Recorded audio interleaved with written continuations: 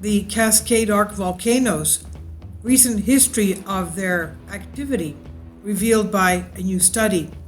University of Oregon.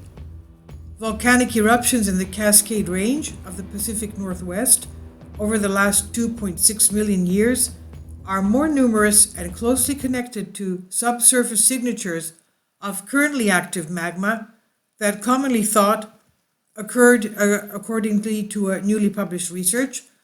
The synthesis of volcanic vents on the surface and data that probes the structure and composition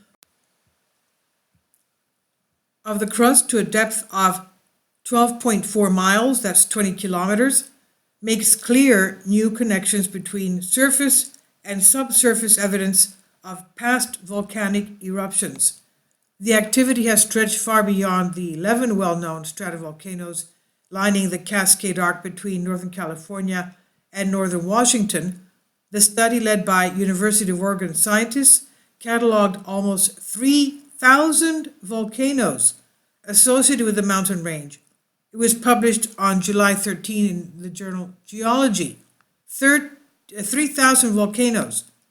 The research reveals new details about the complex and time-evolving patterns of rising magma in the region, said the study co-author Leif Karlstrom, professor in the UO Department of Earth Sciences and Oregon Center for Volcanology.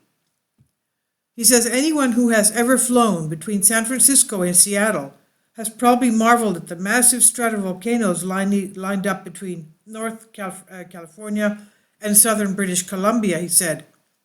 Remarkably, these landforms represent less than 1% of the volcanoes in the Cascades that have erupted in the geological recent past.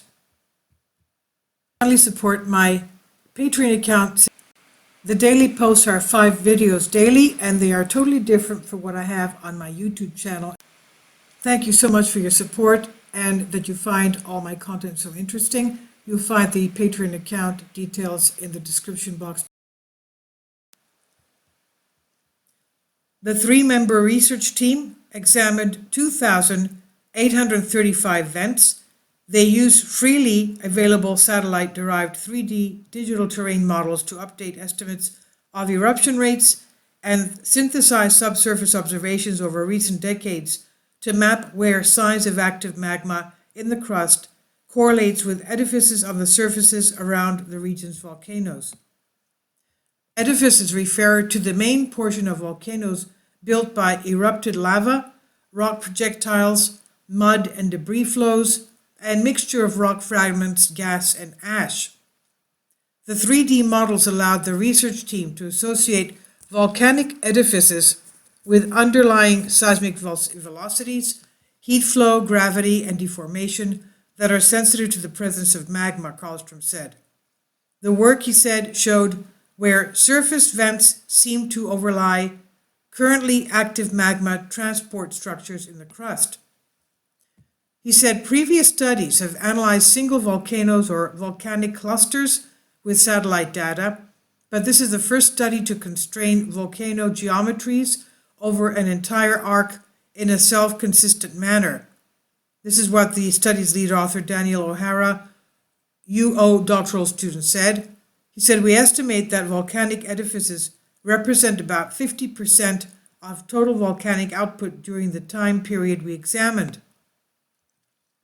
The research, he said, indicated a systematic decrease in the strength of these relationships, suggesting that eruptions as well as their underlying plumbing systems have migrated during the past 2.6 million years.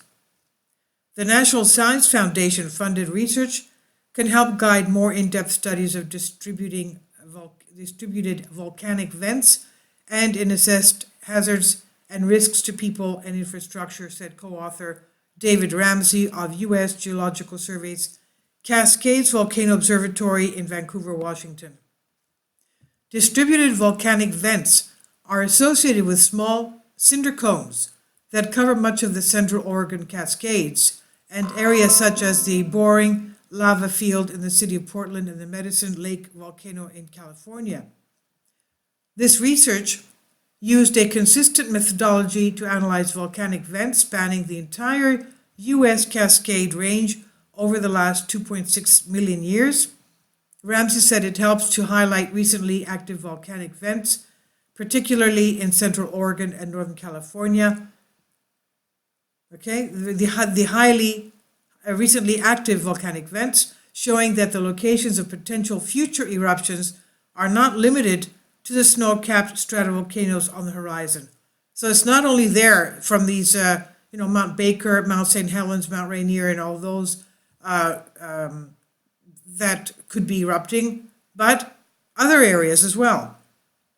Now, the region's major stratovolcanoes stretch along the junction of the Juan de Fuca Plate and North American plates. From north to south, they are Mount Baker, Glacier Peak, Mount Rainier, Mount St. Helens, Mount Adams, Mount Hood, Mount Jefferson, the Three Sisters, Crater Lake, Mount Mazama, Mount Shasta, and Lassen Peak. This is by University of Oregon on phys.org. Please leave your comments and thank you for your support.